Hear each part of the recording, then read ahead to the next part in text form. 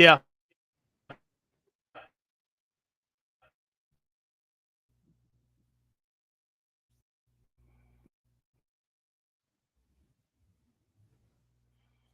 The Chicago Bears lose their Monday night opener to the Minnesota Vikings in ugly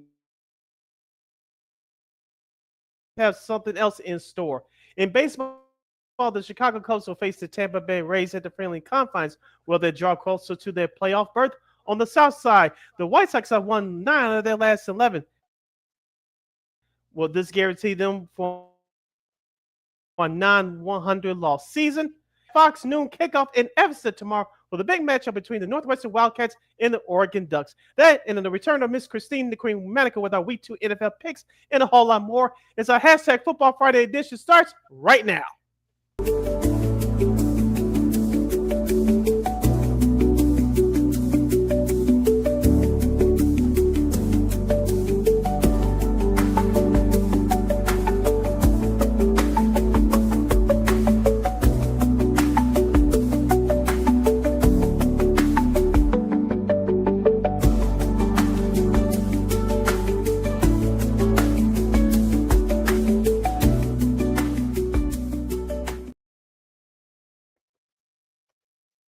Welcome to another fun-filled Friday fun edition on this Football Friday, week number 2 of Second City Sports. You're locked and loaded, and we're live in the living color right here on Sports So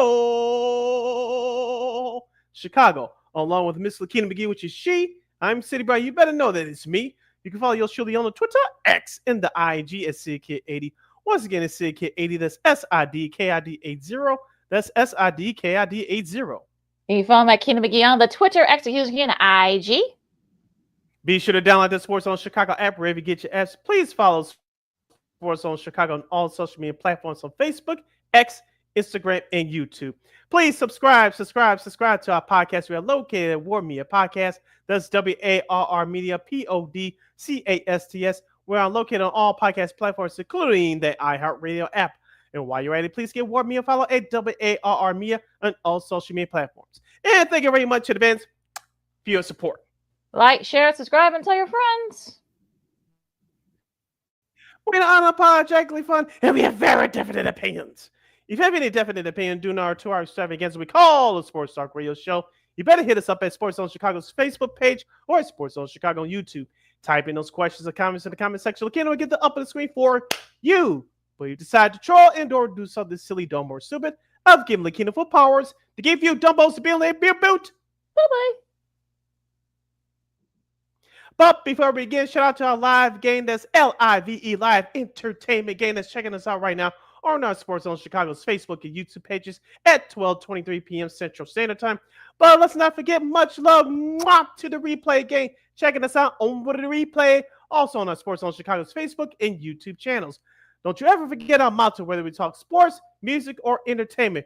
We will always provide. And we'll provide you with some of the best around Second City Sports. Our girl Christine Manica from KXRP is back with our Week 2 NFL picks. We'll also have some sports media news. And now that the Sky season is mercifully over with, will they and Angel Reese be heading for a divorce? It looks that way. We'll talk about that. And we got some great college football matchups starting tomorrow with a big matchup up north. And also the lake. And also, yeah, exactly. And also, of course, we'll recap the Commanders-Packers game from last night. Also, our Week 2 NFL games from Week 2, and so much more. And of course, the Cubs got a big series against the Rays, who lose their series to the White Sox. They didn't have to travel far. And also, can the White Sox keep their magic going and perhaps avoid losing 100 games? We'll have that and a whole lot more. But first, Sid, I don't want to go too far into this because we gotta try to preview Sunday's game between them and the Lions. But we'll just a small recap of the Vikings-Bears games that we were on when the game happened. After the game happened, 24-27. Of course, the Vikings come back and beat the Bears. DJ McCarthy had 2 touchdowns, 143 yards, and they overcame a big deficit. They scored 21 points in the fourth quarter to come back and beat the Bears. Caleb Williams had a touchdown pass. Led the team in rushing with 58 yards, and of course you got the pick six by Nashon Wright. But again, Sid, like I said, I don't want to get too into this because, like I said, it happened on Monday. We got to talk about what's going to happen on Sunday against the Lions. But what was your thoughts of that game on Monday night? If you want to know why did I pick the Bears to finish 9-8, missing the playoffs, this is why. Because with this still being a young squad, you still had to go through growing pains on how to win games in the NFL. It was the tale of two halves. The Bears were in control in the first half. The Vikings were in control in the second half. Outside of that first drive, in my opinion, Caleb Williams did not look good. He over missed guys, including DJ Moore, Roma Dunze, and he didn't hit Cole Clement until that last touchdown drive of the game. Also, number two, in my opinion, new head coach Ben Johnson, I thought should have committed to running the ball a little bit more. You saw a little bit of that in that second quarter where DeAndre Swift was starting to run the ball hard, especially in between the tackles, but they got away from that, and you saw the Bears get away from that offensive game plan in terms of running the ball consistently, and they started to put up the ball via the air a little bit too much, and they shot themselves in the foot. Number three, 12 penalties for over 130 yards. That's not going to win you many games in the NFL. I don't care who you are. You playing the high school, college, or the pros. You just cannot get the job done winning games consistently when you constantly shoot yourselves in the foot. And number four, let's give credit to the Minnesota Vikings. As I mentioned, it was a tale of two halves for both teams. The Vikings came prepared in the second half. J.J. McCarthy looked like a capable quarterback. They ran the ball with more consistency than the Chicago Bears. And and Brian Flores, the defensive coordinator of the Vikings, he dialed up the blitzes when needed when the game was on the line. And to win games in this league, you need not to shoot yourself to the foot, and you got to execute down the stretch. The Minnesota Vikings did both those things. That's why they walked out of Soldier Field with the win last Monday night. You listen to Second City Sports on Sports on Chicago. LaKeena, McGee, Sidney Brown with you as we do a small recap of Vikings Bears. And look, our buddy Alec also for congrats to him, by the way. He's getting married this weekend. I know it's going to be a little weird here because his fiance. Hey! Yeah, I know it's going to be a little bit awkward because his fiance and her family, they're big Bears fans. She's from here in Chicago. But congrats to him. Wishing him nothing but years and years of happiness. And he was actually right on when he said that the deficit will be under 6 points. And he was right. I don't know if he meant for this kind of thing, but look, McCarthy, you got to give him credit. He didn't once. He gave that pick six to Wright. He didn't get upset. He just, and we saw it through in the post chat with all the Vikings players. He was the one that kind of got everybody going, and so that's when everything kind of kicked up a notch. They gave Jordan Mason the ball a little bit more.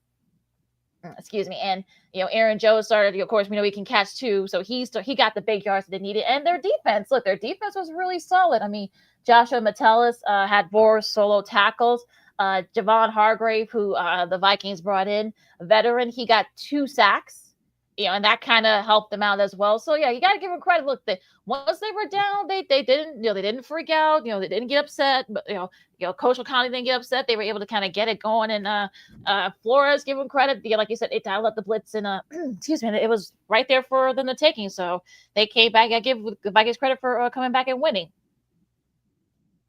Yeah, that's enough blame to go around if you're Chicago. Yes, the defense has to take some of that blame, giving up 21 fourth quarter points. I know Kyler Gordon didn't play. I know Jalen Johnson didn't play. But up until the fourth quarter, you had Justin Jefferson in check. But he went off in the fourth quarter, so that Jalen Naylor, and you mentioned with the running game off, the Minnesota Vikings went. You could blame Caleb Williams, which he's going to take the brunt of it because he was drafted number 1, and many people expected big things out of him in year number 2. And some of the blame has to go to head coach Ben Johnson, like I said, because in my opinion, he didn't commit to running the ball enough, in my opinion, to take some of that pressure off of Caleb Williams. And here's the situation I wanted to get through quickly before we go to our preview against the Lions.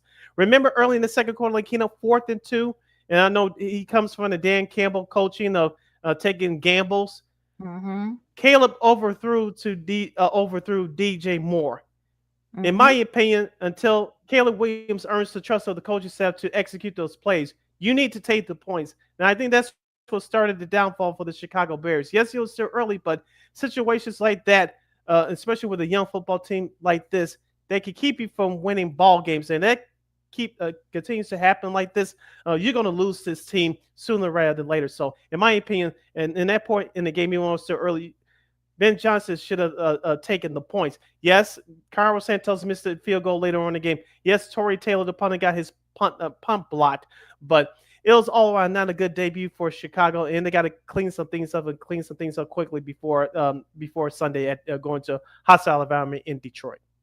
We'll take a really quick break. Of course, we'll preview a little bit of the Bears Lions game with both these teams coming off bad losses and in the division, and both got something to prove. And we'll also have a little bit of baseball as there's some movements while the Cubs will try to gear up for the Rays, the Sox will try to keep their role going on against the Guardians, and also it's getting a little tight in a couple of divisions. We'll have that and so much more coming next. LaKeena McGee, Sidney Brown.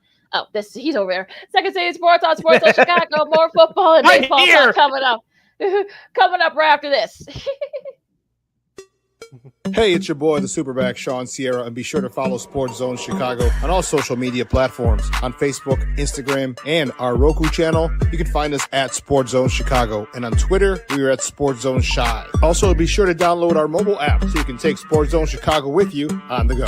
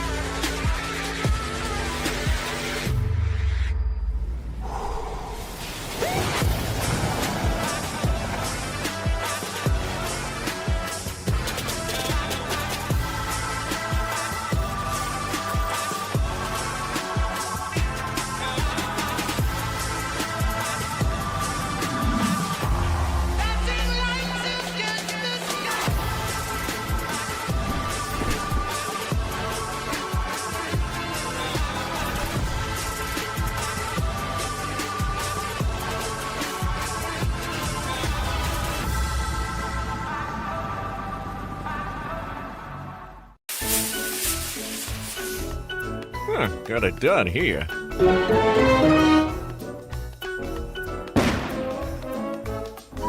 Ouch!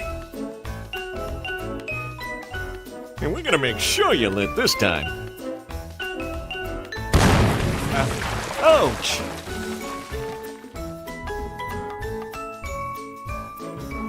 You're not gonna get me this time. Ow, Manny! Whoops!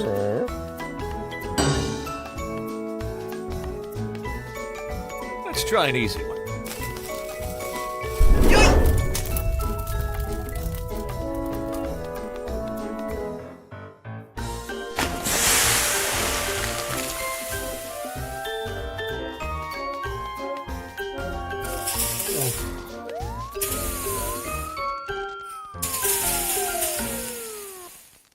Every day we take steps to keep the people we love safe, but some health risks are easy to miss.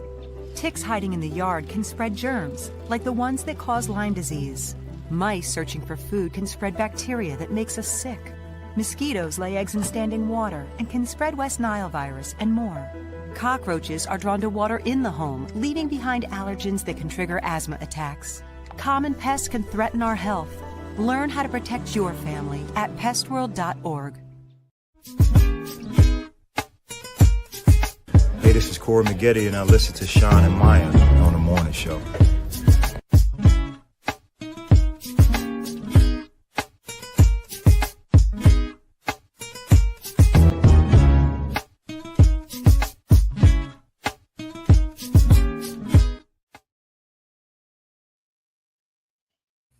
Welcome back to Second City Sports with the hashtag Friday Fun Edition. You're locked and loaded in real live in the living color right here on Sports Zone Chicago. I'm Sid, which is me. That's LaKeena McGee over there, which is she. You can follow yours surely on the Twitter, X, and the IG at SidKid80.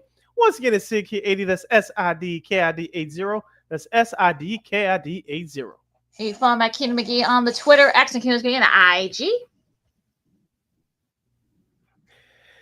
If you have any questions or comments regarding the Bears Lions preview, and of course with both our local Chicago baseball teams, both Cubs and Sox, for this segment, you can definitely hit us up at Sports Zone Chicago's Facebook page or at Sports Zone Chicago on YouTube. Type in those questions or comments in the comment section. LaKeena, get the up on the screen for you. All right, we're going to preview Bears Lions real quick. Like I said, both teams coming off losses and in their division, and I'm sure the Lions are going to want to they got a lot to prove as well. Of course, Ben Johnson makes his return to Detroit, so there's going to be a lot of emotions there, and I'm kind of wondering like what's going to be the mindset for both these teams. I mean, the Bears are going to be coming off a short week. You're having to go on the road to Detroit. It's going to be interesting, to see, what the mindset is for both these teams, or both Johnson and his former team. Uh, the Thunder and Lightning, tandem, Jameer Gibbs and David Montgomery, they weren't really much of a factor against the Packers. We'll talk about them later on in the show. Their defense looks like Aiden Hudson is looking like the all-pro Aiden Hudson we saw a couple of years ago, coming back from injury. You're still dealing with guys like Kirby Joseph and DJ Reed, and on the other side you got Sam Laporte and Ahmad St. Brown. So I think it's going to be very interesting to see how both these teams respond to their respective losses last week.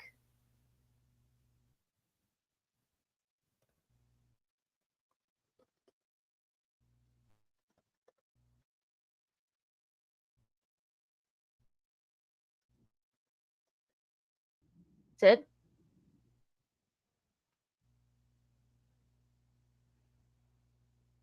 Yeah, coming from last week's game, of course, the Lions. You mentioned David Montgomery and Jameer Gibbs. There weren't much running lanes for the Lions to operate because the Packers, and with the new addition of Michael Parsons, give them credit for controlling the line of scrimmage. Jared Goff did find some soft spots in the middle of that Packers defense early, especially with the tight end Sam Laporte. Amon St. Brown had a couple of catches, but the Lions just really could get it going. And yes, they do miss both their former coordinators with Aaron Glenn and Ben Johnson, but the Lions, sometimes you got to give the other team credit. In the Green Bay Packers, I watched some of their game via the replay yesterday, and the Packers defense really took the deep ball away from the Detroit Lions. One way to do that is to play cover two. Number two is to take away the running game. The Lions had one of the best running tandems in the league last year, as you mentioned, with Montgomery and Gibbs, and the Packers did a nice job of that yesterday. And they brought the pressure when they had to last Sunday, and the Packers did what they had to do to get that 2-touchdown win against the Lions. Going to be very interesting to see how both these teams respond. Now, like you said, so it's going to be interesting if Ben Johnson, one of his plans is to probably run the ball more with DeAndre Swift, and that's going to be another factor there as well for this Bears offense. Now, the defense, it looks like Jalen Johnson will be he was a full participant in practice yesterday, and it's going to be interesting to see how he looks because he hasn't played in almost a year. And it's going to be kind of interesting, especially with the concussions and whatnot. Unfortunately, it looks like maybe Kyler Gordon might be out again, and Grady Jarrett, especially with a short week, he might be out. I know he's been struggling with a knee injury.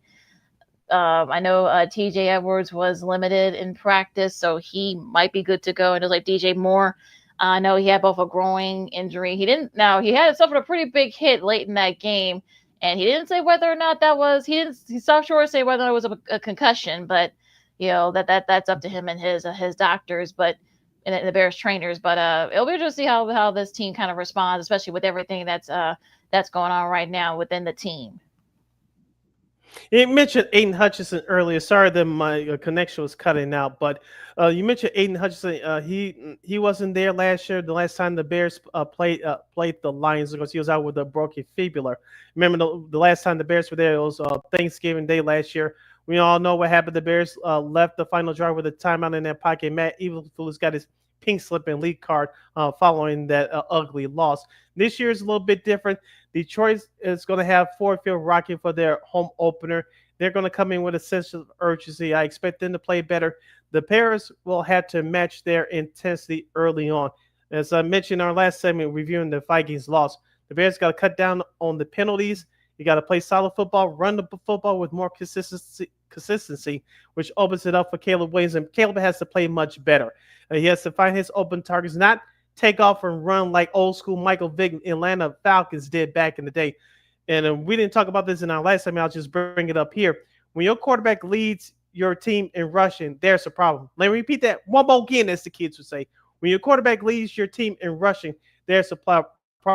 problem. I thought that Caleb had too much happy feet last week. You like when your quarterback takes off and makes plays when the defense breaks down, but when your first option is not there, and then you take off running, that's not the game plan, and it's going to be a disaster. A disaster for failure down the road. So, well, most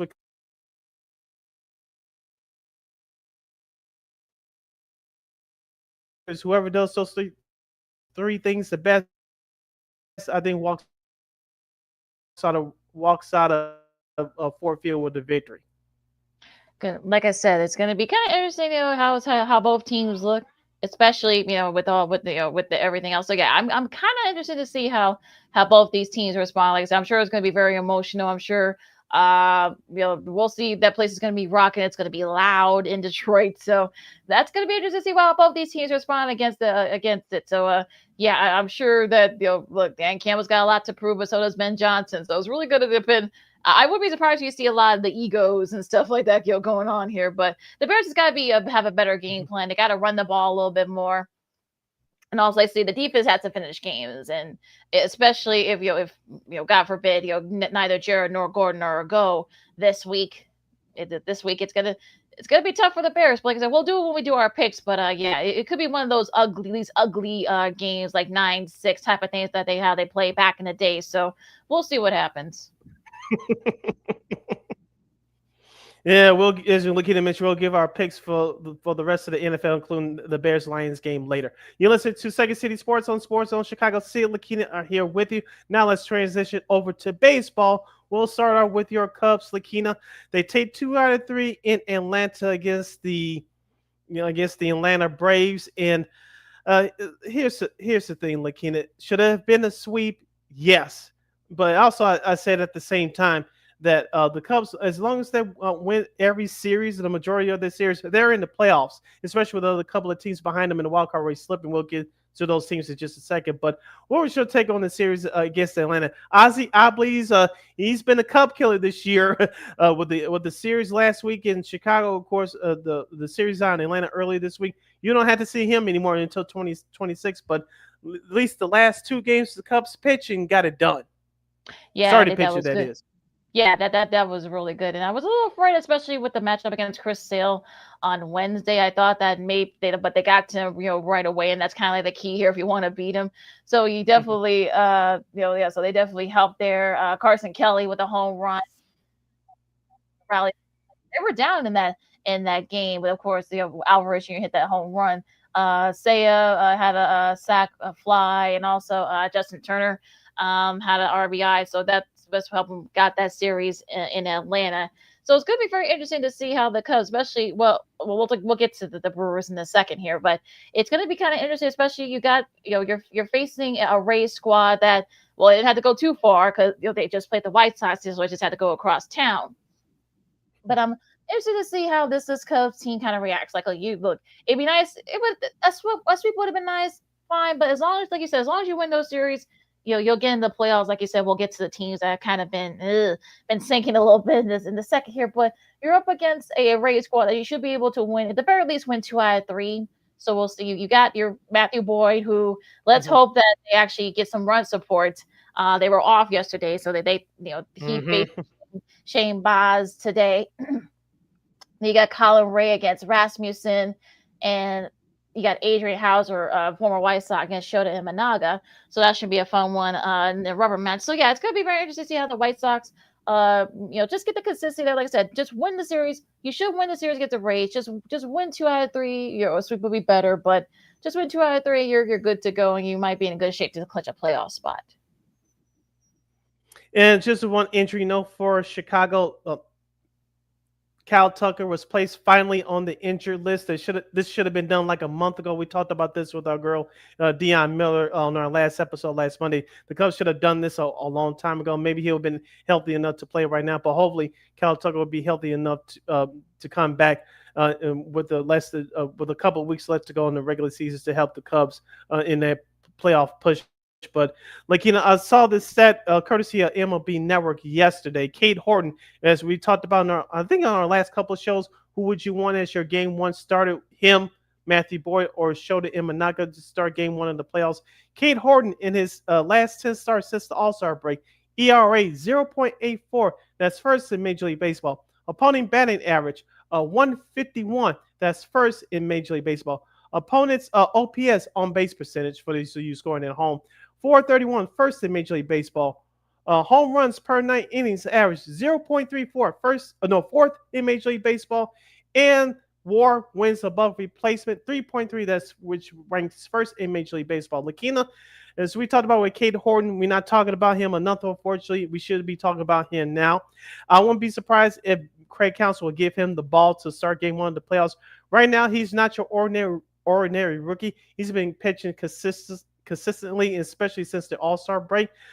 He's your new ace right now. We talked about Matthew Boyd starting today's game. Hopefully he gets some run support. I told you I was at Boyd's last start last Saturday afternoon. Unfortunately, they did not take the Washington Nationals seriously, and they lost that game. But your top two pitchers right now are Matthew Boyd and Cade Horton. Cade Horton is showing you that he can stand up to the pressure. He's been pitching with more consistency. So if I was Craig Counsell starting game one, I know you may want to go with the quote-unquote veteran and Matthew Boyd, but Cade Horton's making this a strong case to be that game one starter.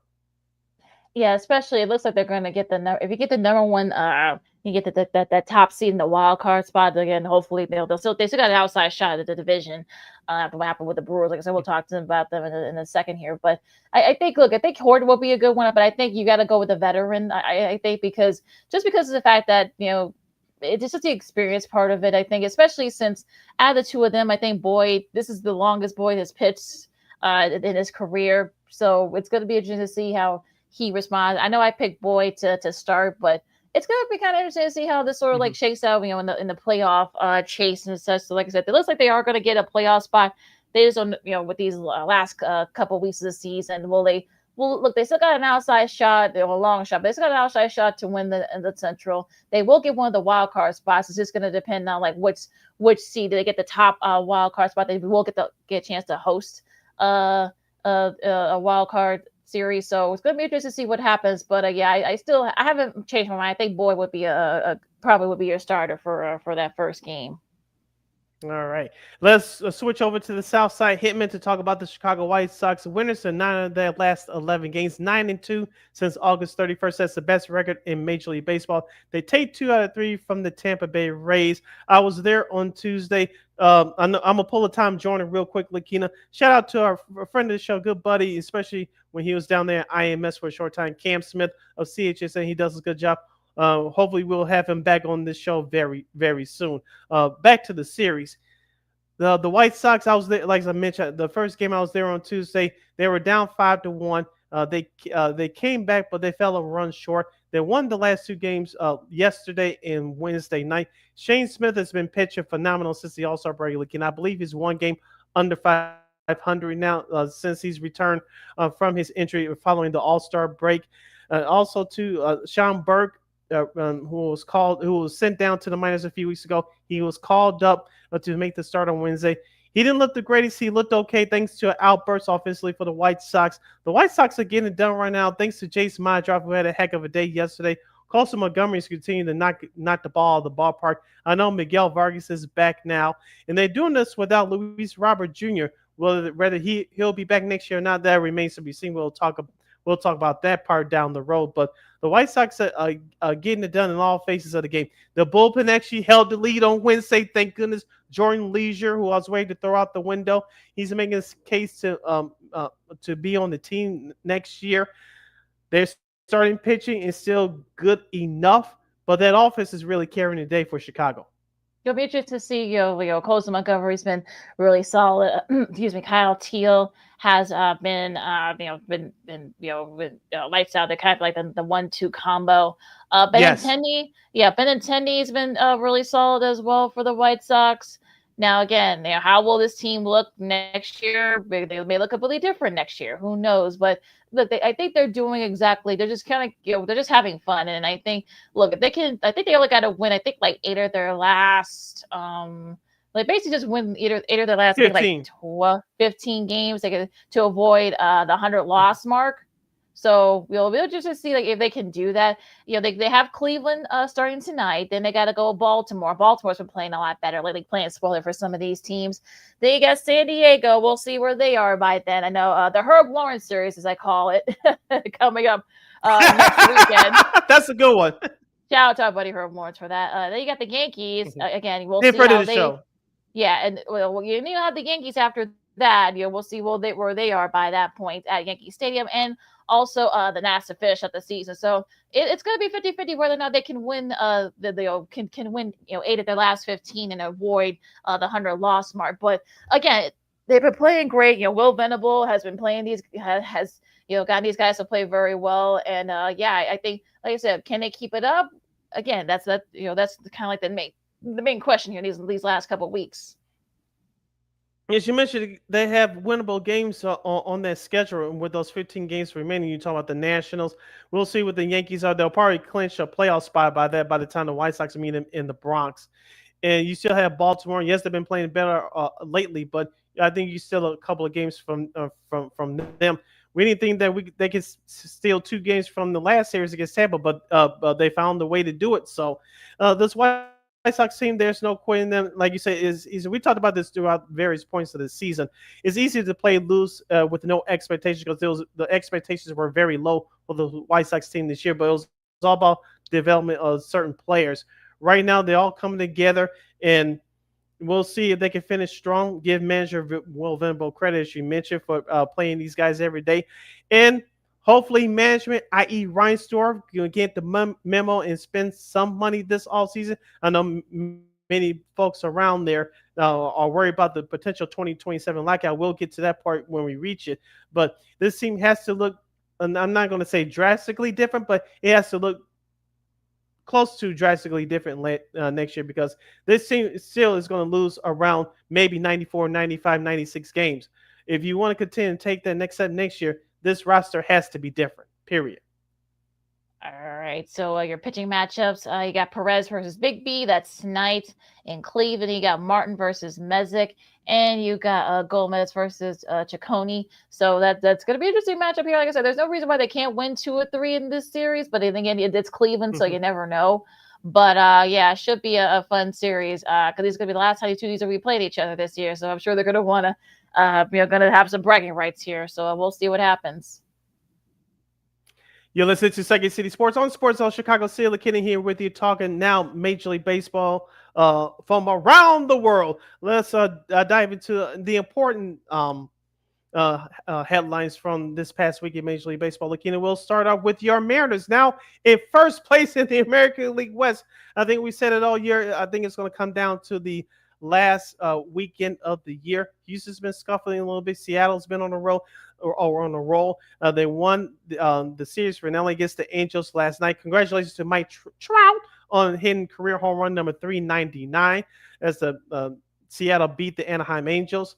And let's talk about this real quick as well. The Philadelphia Phillies, they swept the New York Mets. The Mets, they're on life support in terms of their playoff spot right now. You can forget about the NL East title. Things are not looking good for the Metropolitans. We'll start off first with the Seattle Mariners. Do you think they can hang on and take the AL West from the Astros? Well, just to talk about the RBI, the walk off. Back to back, they had RBIs. Harry Ford did the back to back. Against the Angels, and the Leo Rivas before that. So that's actually the first time since RBI has been a stat. That's the first time, they're the only team to have a player who did not even start the game deliver a walk-off RBI in the 12th inning or later, because I think they got to like 12 innings for that matchup. So, yeah, shout out to the Mariners for that. They've won 6 in a row, the Mariners have. And, look, this is kind of like what we expected when they made all those moves in the trade deadline, right? I think, they're finally, they're finally kind of like, meshing, and Cal Raleigh – he didn't hit home run, but they have a couple of big RBIs this week. And Houston's been, they lose 2 out of 3 in Toronto. So we'll see how it's going to be interesting too, especially also Texas. Texas, everybody had Texas left for that, including Yeah. the two of us. But they've been playing very well. Now it's going to be interesting to see what they do. We thought that injuries would be too much for the Rangers, but look, they swept the Brewers, helping the Cubs out a little bit there, and now they face a Mets team that's been in a free for all. So yeah, they could definitely get a little crowded in that division, and I think they do all play each other these last couple of weeks of the season, if I'm not mistaken. Well, I know they play. I know Texas plays Houston a little bit, so that they could probably knock each other out there. But it's gonna get interesting at the AL West, so we'll see what happens. Yeah, it's starting to get down to really midway part of September, and some of these series for these contending teams that are contending for a playoff spot, it becomes elimination series, and we'll see which teams have it, which teams don't, and going not to the Mets because we don't have enough time. I mentioned them, and they got swept early this week. I'll go to the other side of town in New York, and that's the New York Yankees. They did not get swept by the Detroit Tigers. They won last night to avoid being swept. Aaron Judge with 2 home runs. Giancarlo Stanton, who's been back for a couple of months now, he hit home run number 20 last night. Do you still believe in this Yankees team when the bell rings for the playoffs? Because, like I said, I conceded the AL East division title about a month ago to Toronto. That's nothing that's going to change my mind as far as that is concerned. But as I said all season, when Aaron Judge and Giancarlo Stanton are both healthy, the rest of that Yankees lineup is a goal. You saw that last night against Detroit with the Yankees avoiding being swept. Are you still a believer in the Yankees if they're healthy when the bell rings for the playoffs? Yeah, I think they can. I think they can. Because if it does, like I said, the playoffs is going to be very a different animal. So yeah, they got to get into rhythm because a lot of people haven't stayed healthy throughout most of the season. Now they do play the Red Sox. I know the Red Sox, they had an up and down week this week, so it could be a battle for those first 2 wild card spots between those 2 teams. So I think it's going to be, we'll see what happens there in that series. I know that the Red Sox got the better of the Yankees in the last series, but it's going to be interesting to kind of like if if Stanton and Judge can kind of get and go and help lead the Yankees to one of those especially that top wild card spot. And one more question before we get to the schedule for this weekend's games. The NL West, we talked about the Padres, we talked about the Dodgers. If you're a Dodgers fan, is everything all right, or are you still kind of panicking? I know the Dodgers swept Colorado like they supposed to, in which what they did early this week at home. Are you still worried about the Dodgers, or is everything hunky dory, for lack of a better term? I think the Rockies are just what the doctor ordered. No, they avoided the loss against the Orioles last early this week, and I know you're playing the Rockies. Look, they did what they're supposed to because they lost that series to the Rockies. So and I think I think that's kind of like what they needed, kind of like a little shot in the arm. So that should help them a little bit. Now, as far as the Padres, sorry, Herb Morris, if you're listening, but yeah, they lose 2 out of 3 to the Reds, but they do shut out the Rockies to get the first game of that series. So again, like I said, I think the Dodgers will hang on, and they'll do just enough to hang on and win that division. So I'm kind of right there with you on that one. I think the Dodgers will have this division wrapped up within the next week or so. All right, let's get to the schedule for this weekend's games of in Major League Baseball. We mentioned about the White Sox and the Guardians starting tonight in Cleveland. The Cubs will start in about less than a half hour from the friendly confines as they take on the Tampa Bay Rays. The rest of your schedule looks like this for this weekend, starting with the games tonight. Kansas City will visit Philadelphia. For the Phillies, this will be the debut of Walker Buehler getting the start for the Philadelphia Phillies. Remember, he was cut from the Boston Red Sox a couple of weeks ago. Now the Phillies go to a 6-man rotation. We'll see how that works out for Philadelphia. You're looking at your 2025 NL East Division champions, by the way. So we'll see how Walker Buehler starts tonight against Kansas City. Pittsburgh will visit Washington. Baltimore will visit Toronto. Detroit will continue their East Coast road trip. They'll take on the Miami Marlins. Yankees and the Red Sox, you mentioned, LaKeena, that first game will be on Apple TV Plus tonight at 6 p.m. Central Standard Time. At the same time on MLB Network across the Hudson River, we'll have the Texas Rangers visit the New York Mets. The rest of the series looks like weekend series looks like this. Houston will visit Atlanta, the rematch of the 2021 World Series. Arizona will visit Minnesota. St. Louis will visit Milwaukee. Colorado will visit San Diego. Cincinnati will continue their West Coast trip. Will visit Oakland and Sacramento. LA Angels will face the Mariners. That's the first game of that. The second. This is weird.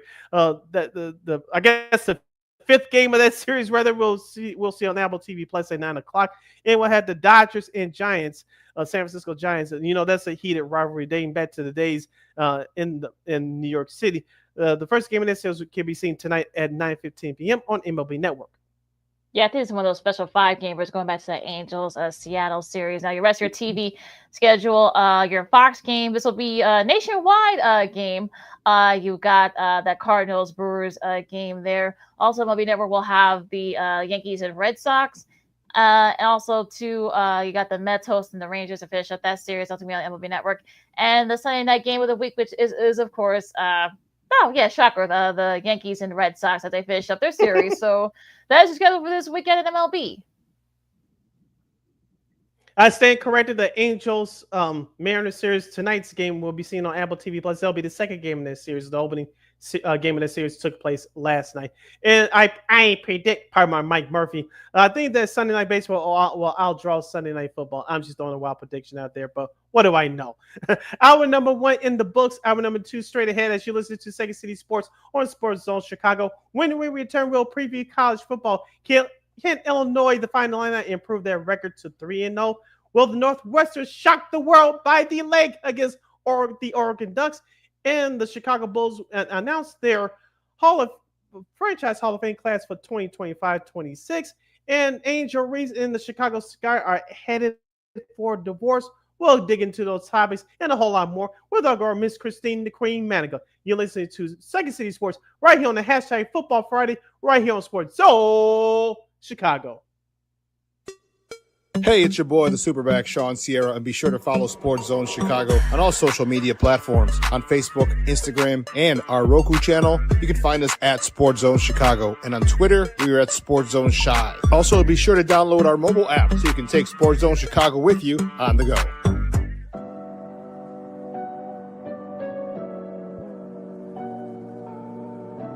How do you take care of your mind health? For my mental health, I meditate in the mornings. I have my dogs. They're the best. I just find ways that help me just relax. Finding things that make me happy, like being close to my family. I meditate a lot and read books. I have hobbies outside of the game. I'm able to switch off. I'm able to turn my brain off from the game of basketball. Your mind health matters. Your mind health matters.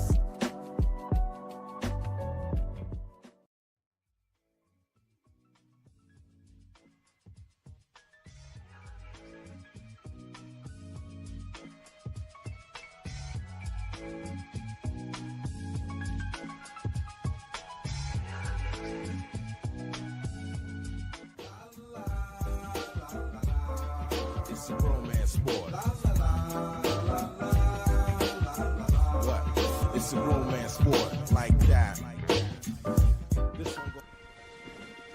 Your Marine Corps' way of life is to defend the American way of life.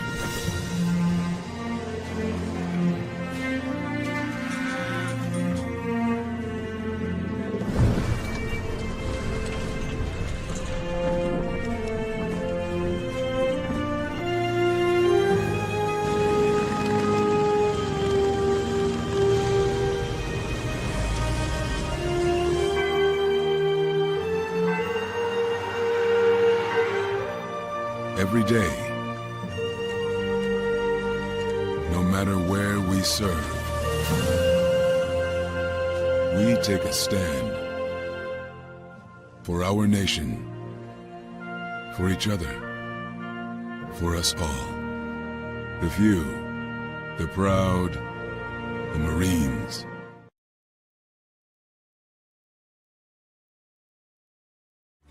Every body in a work zone is someone's somebody. This is my mom. She works for KDOT. This is my dad. This is my mom. This is my daddy. This is my sister. This is my daddy. This is my son, Scott. He was killed while working in a highway work zone. When you drive through a work zone, drive like a life depends on it. Because it does.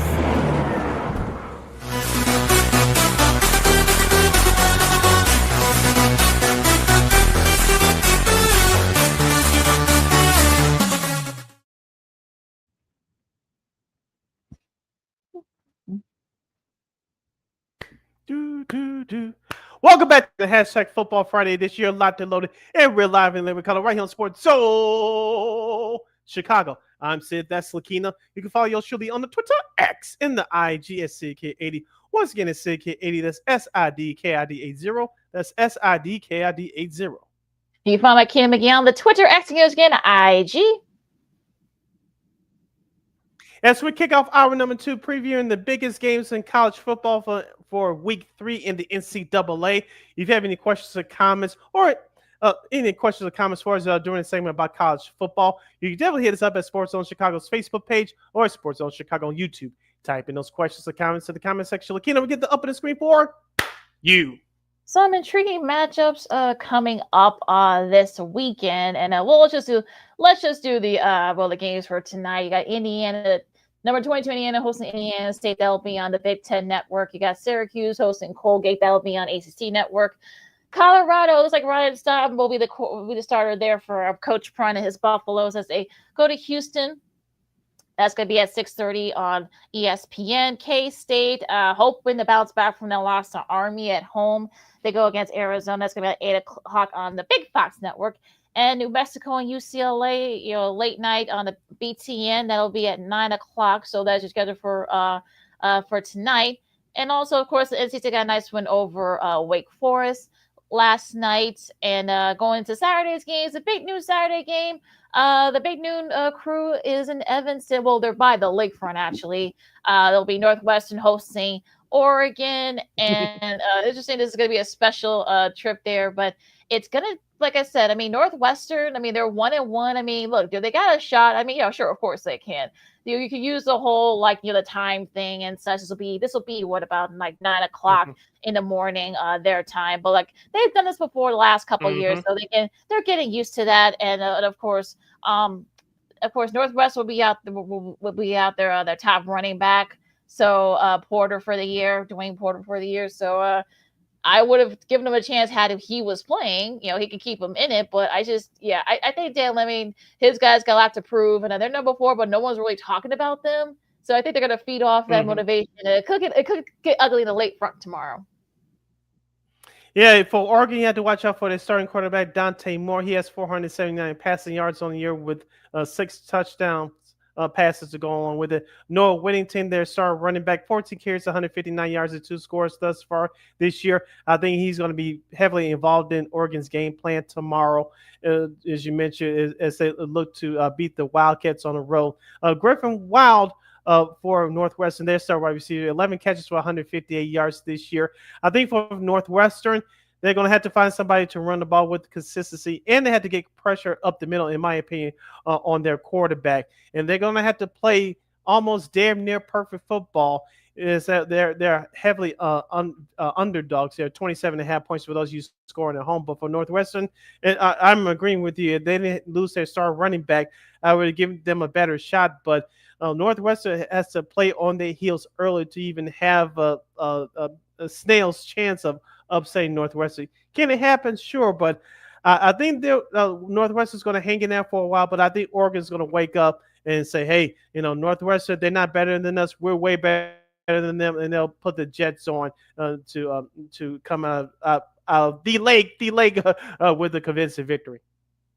Yeah, so I think that's probably what's going to happen tomorrow. I think Northwest will hang in there for a little bit, but I think by the second half, Oregon will kick it up a notch and pull away from Northwestern. So it should be interesting out there in Evanston at Northwestern Medicine Field. That's the name of the field, folks. I'm not making that up, but yeah, going down to Atlanta. Delay. As Sid calls it, down to Atlanta, Georgia Tech. They host Clemson. We'll just see what Clemson's mindset will be. But that's going to be interesting down there in Atlanta at Bobby Dodd Stadium. There, Oklahoma coming off that big win against Michigan. They go down to Philly as they face Temple. That's going to be on ESPN2. The Clemson Georgia Tech games on ESPN. And Alabama hosting Wisconsin over at Bryant-Denny Stadium at 11 a.m. on ABC. Do you think Wisconsin has a shot at pulling off the upset? I don't think so. I think they missed a couple of people, so that it's going to be tough. Alabama, after losing week 1 at Florida State. They had a nice bounce back win against a lesser opponent last week at home. So I know that Alabama is favored by 20.5 for those you scoring at home. I don't know if they're going to win by that much. Maybe they will at the end, but I think it's going to be kind of a struggle early as the Crimson Tide still trying to find themselves. So does Wisconsin have a shot? Technically, they do. I think they'll do a little bit better than Northwestern against Oregon, but I think Alabama is going to find a way to pull it off at the end. I would not be surprised if Alabama wins this game less than 20 points. So I have Alabama winning, but I don't think it's going to be as convincing as Vegas has them predicted. But going back to that Clemson Georgia Tech game, LaKeena, did you have Georgia as one of your surprise teams this year? Because I know they beat Colorado on the road in week 1, and they were very impressive last week. But do you have this one of your surprise teams? And number 2, I think this is a game that Cape Clune, top 5 Heisman Trophy candidate, he must play better. So far, 2 touchdowns and 2 interceptions on the year. He's not getting it done right now. Yeah, Eric Philo, their quarterback, for the Yellow Jackets, I think he can run it and he can pass it. So they're gonna have to try and stop that. And not saying it's gonna be panic time down there in Clemson, but you gotta wonder what's the mindset's gonna be for the Tigers, especially since this is the ACC matchup. So it'll be interesting to see how Clemson responds to Tech. I think Tech will give them all they can handle. They've done it the last couple of times they played. So yeah, it'll be interesting to see what happens down there in Atlanta. But you get the day that stadium's gonna be rocking down there over at Bobby Dodd Stadium. So it should be a fun one, as usually is between these two teams. Now Michigan, hoping to bounce back from the loss to Oklahoma. They host Central Michigan. Oddly enough, this will be one of the games that Sharon Moore will miss. With his suspension, with all the reasons that happened over in Michigan a couple of years ago. So they should be able to bounce back still. That'll be on BTN at 11 a.m. On FS1, you got Nebraska hosting Houston Christian FCS team. I think they're transitioning to the D1, I believe. On Peacock, you got Maryland hosting Townsend. CBS Sports Network, you got Buffalo and Kent State. Not the Buffalo Bills, the Buffalo Bulls. They'll face Kent State in a MAC matchup. And you got Auburn and South Alabama. They host them on SEC Network at 11:45. And you got ESPN Plus, SEC Network Plus. You got Missouri fresh off their win against Kansas. They host Louisiana, the Cajuns of Louisiana Lafayette. Let's start with the afternoon games on 2:30 p.m. on FS1. We'll have number 2 Penn State hosting 1-0 Villanova. This should not be a problem for Penn State. Drew all the 3 touchdown passes so far this year off of 417 passing yards. Watch out for that star running back, Katron Allen. 2 rushing touchdowns on the year, but I expect him to have an explosive game. And also their stud wide receiver, Kyron Hudson, 11 catches over 126 yards in the score. Look for him to have a big game as well. Should be a fun one. And yes, folks, Villanova does have a football team. They're actually transitioning to FBS. They've been FCS powerhouse the last, 15, 20 years.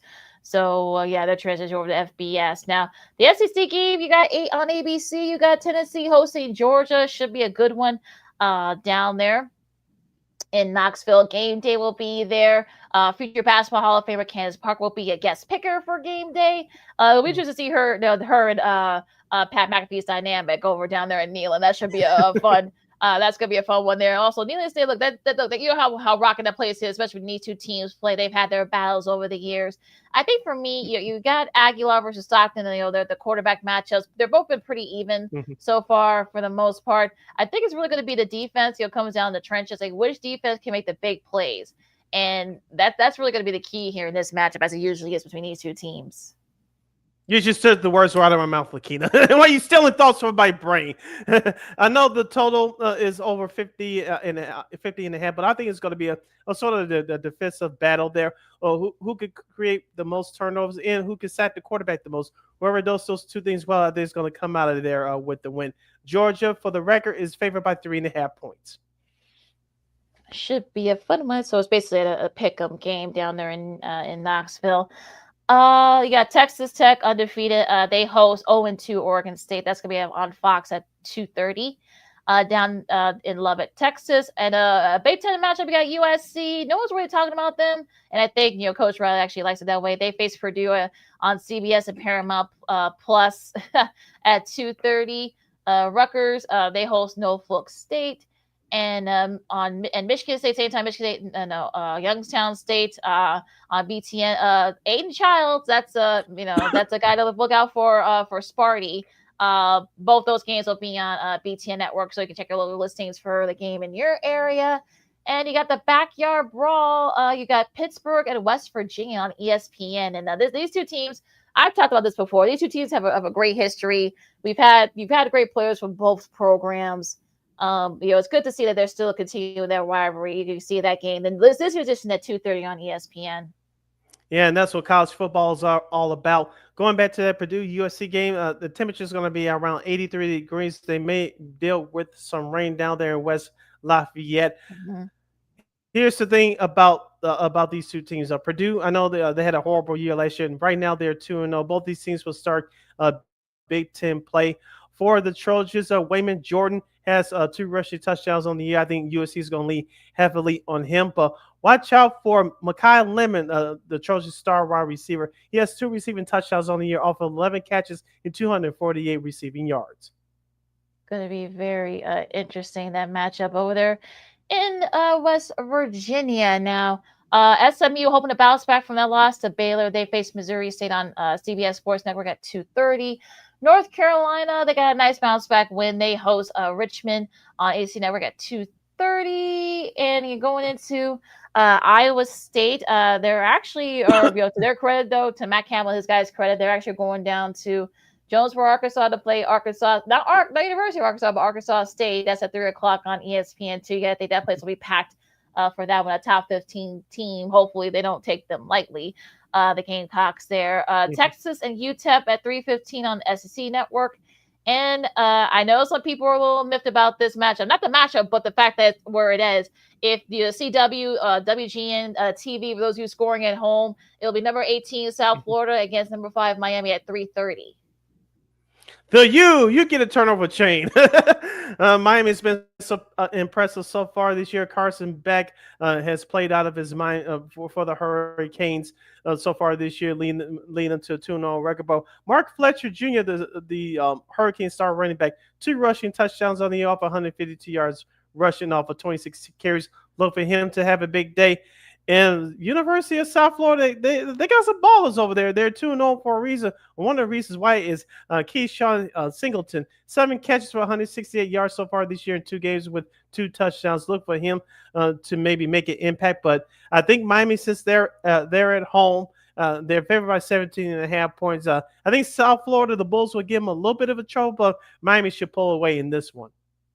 Yeah, they got to set Byron Brown though. He's he has 473 passing yards. He also leads. I know you hate this, but he actually also leads the Bulls in rushing with 109 rushing yards this year. So, but yeah, it should be interesting down there in Miami. I'm sure Coach Cristobal will make sure his guys don't take the Bulls lightly, since they've beaten both Boise State and Florida in Gainesville last week. So, should be a fun one down there in at the U. Going into the primetime games on Peacock, you got number 1 Ohio State against Ohio, Western Michigan against Illinois on FS1, number 9. They got a big matchup against Indiana coming up next week, so you got to hope that they don't get caught looking ahead to this to this matchup, but they shouldn't. I think they should be okay there. Let's see, they got Ole Miss against Arkansas on ESPN. That should be a fun one there. Then you got Florida. We'll see what mood they're in as they go to Tiger Stadium in Baton Rouge to face LSU. Chip Kelly and his guys at 6:30 on ABC. Going back to the Illinois Western Michigan game, LaKeena, for Illinois, I'm looking for them to establish a running game. They didn't look like they did that last week. Excuse me, against Duke, because the Illini's defense took care of the Blue Devils on the road. But as we talked about on the show on Monday, Luke Altmaier, I was very impressed by him. 0 turnovers, 3 touchdown passes, which gives him 6 on the year off 513 yards. If Luke Altmaier plays damn good football with basically no turnovers and being precise, especially with the passing game, Illinois is going to win their share of games, as you mentioned. Hopefully, they don't get caught off guard looking past Western Michigan. But I'm looking for Illinois to establish the running game, which makes it easier for Luke Allmeyer and let the defense hunt like they did last week on the road at Duke in dominating fashion. All right, going to Notre Dame Stadium tomorrow. This will be on NBC and also streaming on Peacock. You got the Fighting Irish as they host, coming off, of course, the loss. They were actually off last week. They faced a Texas A&M squad that's 2-0. These two teams played each other last year. I know A&M folks feel like they kind of let that game slip away from Notre Dame. But they've got a great quarterback named Marcel Reed who can both run and pass. They've got a solid defense. York, their linebacker, a lot of people say that he could probably be a top Torian York. He could probably be a top pick next year. Also, excuse me. Also, Cassius Howell is another guy. He's a senior. A lot of people say he might be a first round pick next year. So. And also, Carr's going to have to play a little bit better, too, for Notre Dame. So I'm kind of interested to see how this sort of shakes out here. Like I said, I'm sure a lot of the Aggies players remember that game from last year. And, I'm sure they're going to want to even the score this year. Yeah, with Notre Dame having a week off, excuse me, with Notre Dame having a week off last week, they had more than enough time to correct the mistakes and forget about that loss against Miami to open up the season. It's going to be a tough physical game. You mentioned Texas A&M. The Aggies have all the ballers they need on offense. I think it's going to be up to the Fighting Irish and Marcus Freeman to dial up their defense to get pressure on Reed. If they can do that and limit his vision and keep him in the pocket, because let's not forget Reed leads the Aggies in rushing as well. So if they can keep Reed in the pocket and get pressure to perhaps cause some turnovers, I think Notre Dame is going to walk out of Notre Dame Stadium with the victory. Notre Dame is favored by 6.5 points at home. Oh boy! All right, so I guess maybe the Vegas knows something that folks don't. But so it should be interesting to see what happens here. Eastern Michigan, Kentucky. That's going to be on ESPNU. UMass against Iowa. BTN. We'll see if Iowa can bounce back from their loss to Iowa State. South Carolina hosts Vanderbilt at 6:45 on SEC Network. Utah and Wyoming, the old Mountain West Conference from back in the day. Don't match up here. It's going to be on CBS Sports Network at 7. Duke and Tulane at 7 o'clock on ESPN2. Air Force and Utah State. That's going to be on FS1. Your buddy PJ Fleck in Minnesota. They play late night tomorrow night against California over at Berkeley. Boston College and Stanford, the old ACC matchup, and that's still weird for me to say. That's going to be at 9:30 on ACC Network. And your TNT game of the week, you got Texas State and Arizona State. I know Arizona State is going to want to bounce back from that upset loss to Mississippi State. So that we'll see what the Sun Devils are going to be may not be in a good move facing Texas State. You can watch that game on TNT, True TV, and also streaming on HBO Max. And of course, your late game in Hawaii, Portland State and Hawaii, they face each other at 10:30 at just before 11 o'clock. So all you late night bloomers, you got to get a chance to your Hawaii game at late night.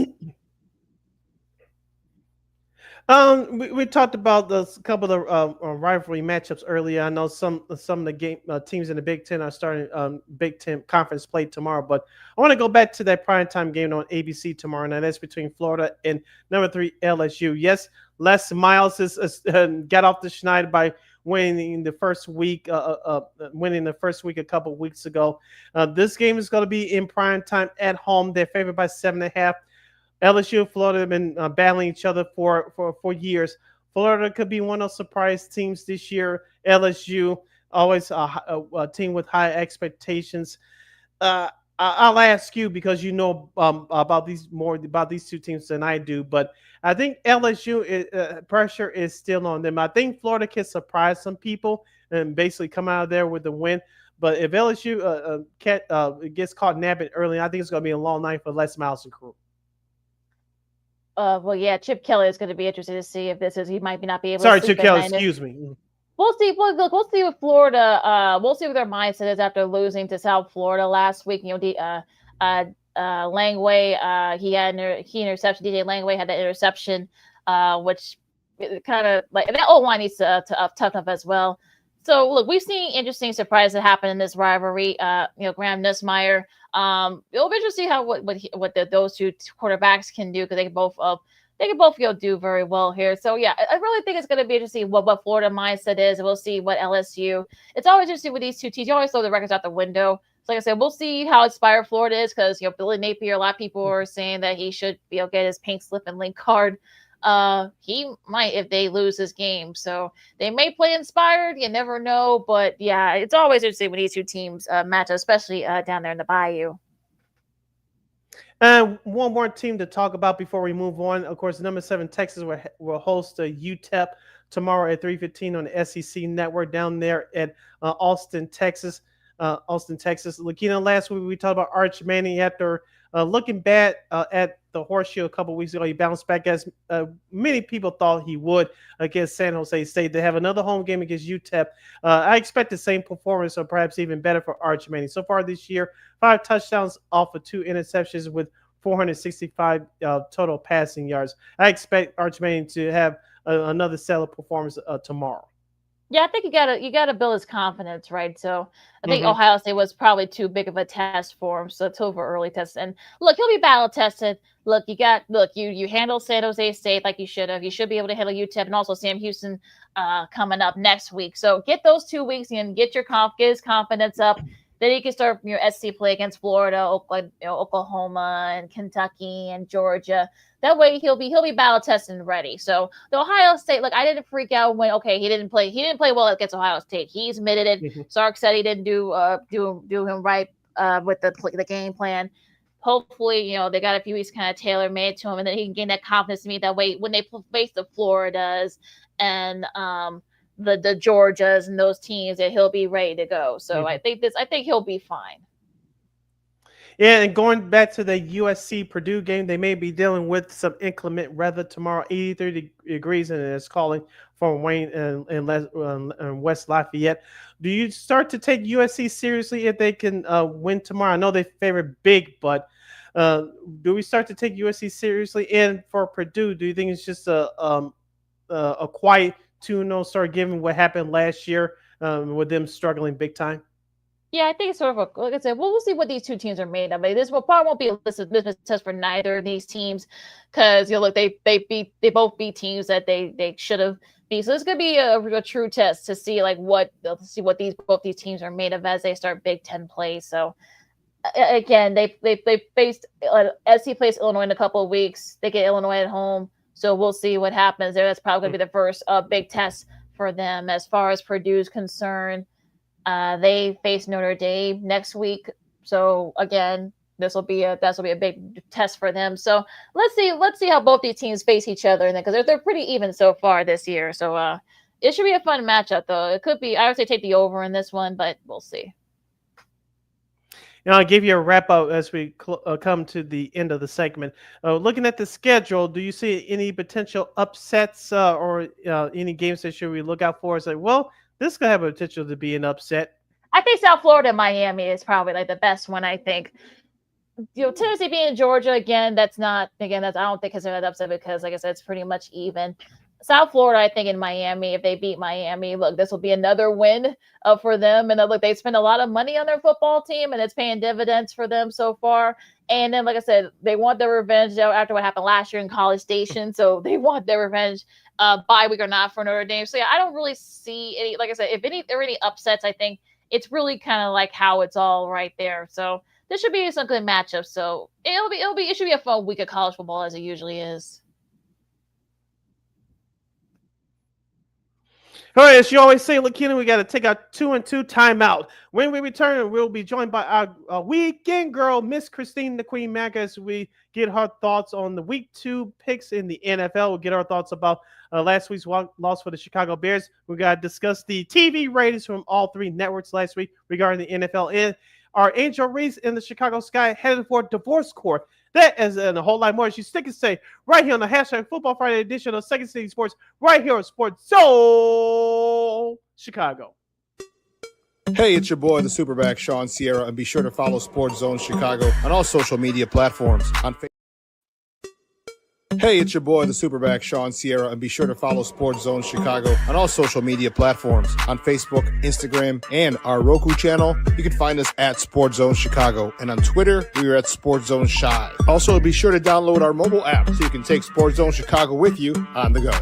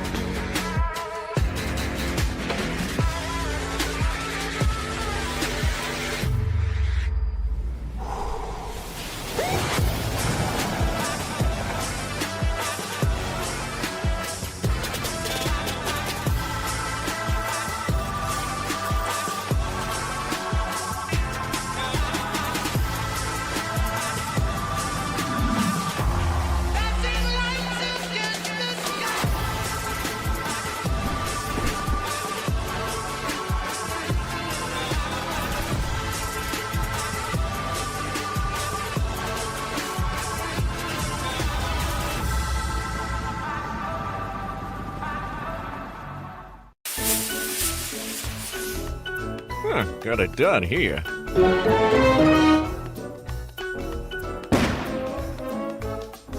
Ouch! And we're gonna make sure you lit this time. Ouch!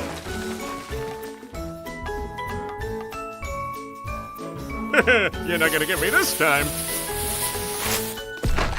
Ow, Manny! Oops!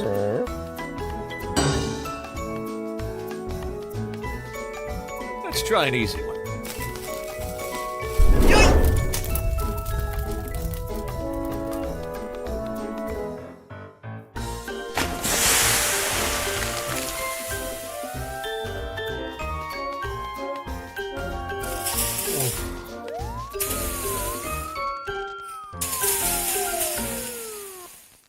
Every day, we take steps to keep the people we love safe, but some health risks are easy to miss. Ticks hiding in the yard can spread germs, like the ones that cause Lyme disease. Mice searching for food can spread bacteria that makes us sick. Mosquitoes lay eggs in standing water and can spread West Nile virus and more. Cockroaches are drawn to water in the home, leaving behind allergens that can trigger asthma attacks. Common pests can threaten our health. Learn how to protect your family at pestworld.org. Hey, this is Corey McGee, and I listen to Sean and Maya on the morning show.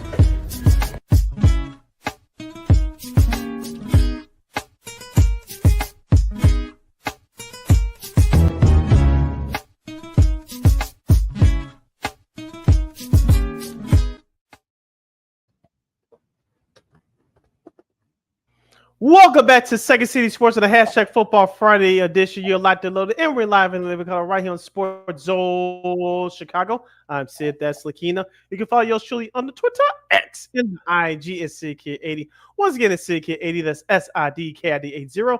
That's SIDKID80. You can follow my Keita McGee on the Twitter, X, again, IG. This is our last break of the show for today and for the weekend. So, if you have any questions or comments of any of the topics that we discussed on the show thus far, you can hit us up at Sports Zone Chicago's Facebook page or Sports Zone Chicago on YouTube. Type in those questions and comments in the comment section. Look, I get the up on the screen for you. It's that time, folks. Our weekend girl from KXRB in Sioux Falls, South Dakota. She's our girl, your girl, Miss Christine, the Queen Malika. What's up, Christine? Hello. Wow, we made it to the weekend. Yay! I know. Thank goodness. It's not too bad outside either. I'm sure sure it's warm out there in South Dakota. It's warm, yes. A little too warm for me in September. Yeah, you're gonna be stuck with that weather until for about a week or so. But it'll crash. It'll come crashing. I think like 70s. 70s is supposed to be on Monday, so we'll be okay. Yeah, absolutely. So we got a lot to get to with you, Christine. Well, first of all, the Commanders Packers game from last night. We'll talk about that real quick. The Packers. I know it's very early. We don't want to make predictions or synopsis here, but 27-18. Over the Commanders. Talking about the Packers. They are going to be without Jaden Reed for a little bit. He broke his collarbone, so he'll be out for for about 8 weeks. So just in time for that Bears game, mind you. But real quick, what do you guys think about that matchup? Are the Packers at least right now the team to beat in the NFC North right now? They definitely look that way anyway. And when it comes to that team, now they're down two wide receivers, his two big weapons for Jordan Love. And I really don't think they know exactly what to do with Micah Parsons yet, just because he is dealing with that back injury and they're not really sure how to integrate him yet into their system and what they want to do. And keep in mind, too, up until the first week, which was last week, he hadn't played football in 6 months. So it's kind of like those growing pains of getting back into the game, but at the same time playing with a new team. It's going to be interesting to see how they'll incorporate him more, but I think for now they're cautiously optimistic. Sid?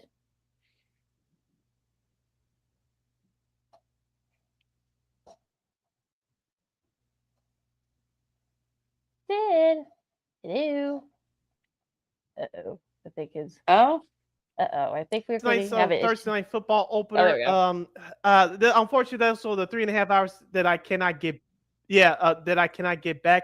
You mentioned Christine Micah Parsons is making a big difference for the Packers thus far. I know he's not playing all the snaps, but on the flip side for the Washington Commanders, they couldn't get off the bus running last night. Hopefully, also Eckler will get back in time for next year. He tore his ACL last night.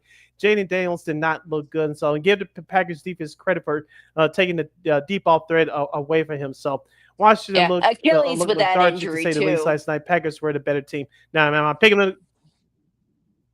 Yeah. Do I pick the Packers to go to the Super Bowl? No, they still have a long way to go, but they look strong coming out of the gate, dominating Detroit in Washington to start the season at home. Going to be very interesting to see what happens there now. Going to our picks. Not to brag, but a little start for me. I have a 2-game lead, 13, and both Christine and Sid had 11.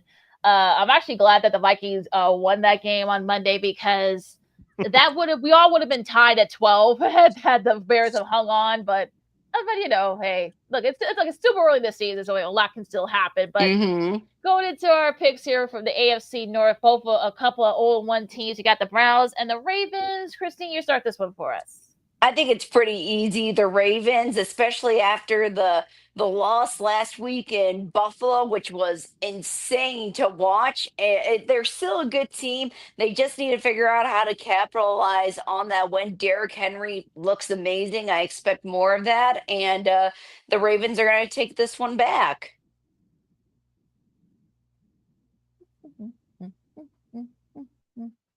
Yeah, Baltimore, this will be their home opener. They're favored by 11.5 points. Cleveland, they gave their game away last week in their opener against Cincinnati in an ugly, tight game. You mentioned, Christine, Baltimore should have won that game last week. The Ravens will be focused. I'm taking Baltimore big.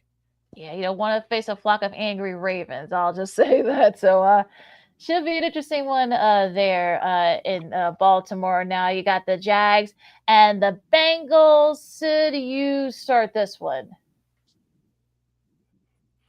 Cincinnati, no pun intended, got away with murder last week in Cleveland, beating the Browns by 1.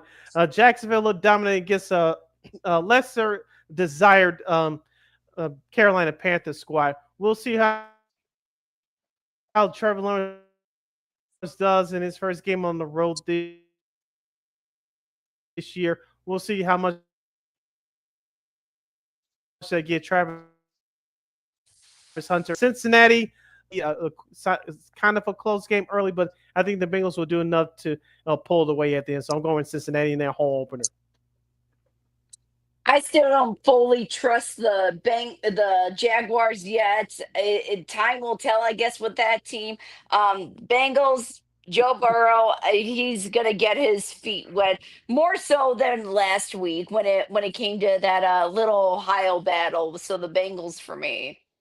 Yeah, I'll take Cincy as well. I know that they probably should not have won that game against Cleveland, but I'm not like you said, Christy. I'm not fully sold on the Jags yet. You may see Travis Hunter, so a lot. So yeah, we'll see what happens here. But yeah, it should be an interesting one down there over there in Cincy. You got the NFC East to start off here. The Giants and the Cowboys. The Cowboys were right there with the Patriots last week, and I'm interested to see like what they're going to be their mindset is for this one. But I'm going to pick Dallas, and I think they'll do just enough to win. You might see Jackson Dart, you might not this game. I know some people are already like placing bets in New York on whether we'll see Dart out there. But yeah, I think Dallas will just have to win, so I'm picking Dallas. I think Dallas is a lot better than what people realize. And I saw a lot of like good moments out of Dallas too. I'm like, okay, they actually don't look too bad. I thought the defense personally was gonna look a little bit rougher than what it did, but it looked as good as what anyone can expect given the situation of having Parsons, off the team. I thought they looked good. I thought the Giants, they definitely have their growing pains still to go through. Way different and better team probably from last year. But I think the Cowboys right now in this moment, they're the better team. Dallas is favored by 5.5 points. I agree with you guys. They did play better, at least offensively, a couple weeks ago against the Philadelphia Eagles. The Giants looked like crap against the Commanders in our nation's capital last week. I don't know if it's going to be a total dominant performance, but I expect the Cowboys to win their home opener. Should be interesting. You've got next up, you got the Patriots and the Dolphins. Christine, you start this one, please. Dolphins with a question mark. Just because I don't think the Patriots really have an understanding about where they're going right now. Quite frankly, neither do the Dolphins.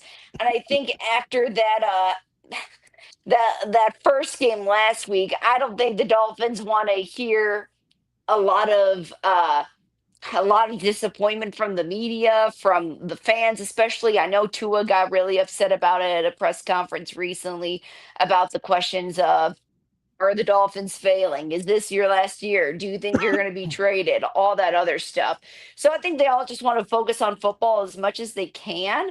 Um, and because it's a home game, I'm going with the Dolphins, but I do have a question mark by Christine just stole the words right out of my mouth. I told you that the Patriots, even though they will be improved this year by later this year, you saw why I didn't pick them to make the playoffs.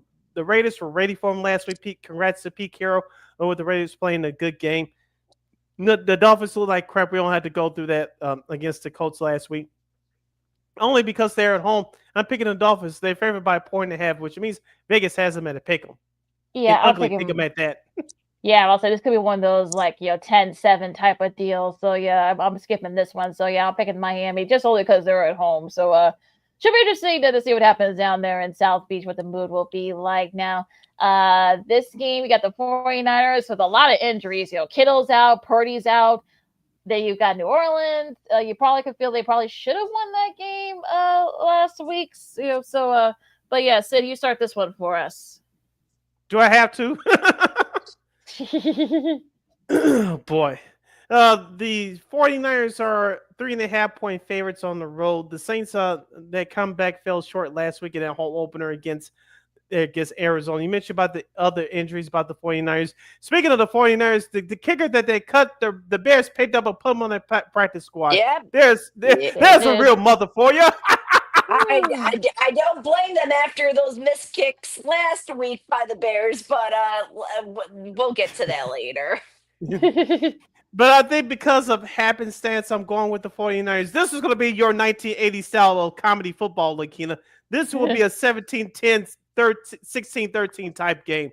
Oh, this is going to get ugly in a hurry. But by happenstance, I'm going with the 49ers. I'm with Sid. By happenstance, I'm going with the 49ers too.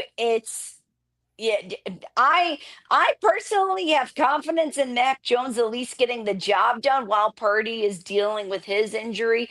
As for George Kittle, that's a little bit disappointing to see him go out, because that's a big tight end and a good weapon for the 49ers. And McCaffrey is, knock on wood, still doing pretty good right now. So I expect that they're probably going to incorporate him in a lot of plays. And because Shanahan always knows how to get a win out of this team somehow. He's done great when it comes to injury adversity. And the Saints, again, they're still one of those other teams trying to find their footing. So the 49ers for me. Yeah, 49ers, keep it short and sweet. The injuries, I think, look, you might see a lot of, CMC. I think the defense will probably play a big part as well. So that's probably why, that's the only reason why I'm picking them. So we'll see what happens here. Now, of course, you got, well, Christine, you're going to get this here out there in Sioux Falls. You got the Bills and the Jets. You're going to have the number one team with Nance, Romo, and Wolfson on the call for this one.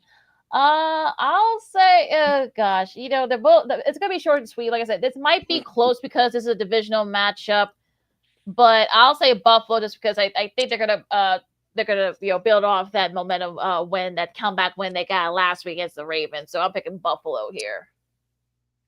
Oh, I think this game is not as close as what people are going to think. Josh Allen, he had an amazing game, I thought, on Sunday night. I was very shocked to see that they won and had that monster of a fourth quarter. But it just shows the type of player that Josh Allen is and what these guys are willing to do for their quarterback and for the team. So I like the Bills this season. Once again, I like happy married to Josh Allen. So let's keep it going for week 2.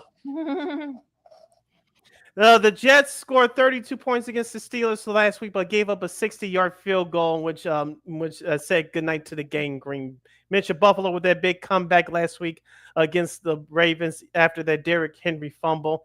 I know that MetLife 7 has been a house of horrors for the last several years for Buffalo. I believe they broke that streak last year by winning there. But Buffalo's favored by 6.5. I think the Bills will win, but I would take the Jets and the points if I was a betting man.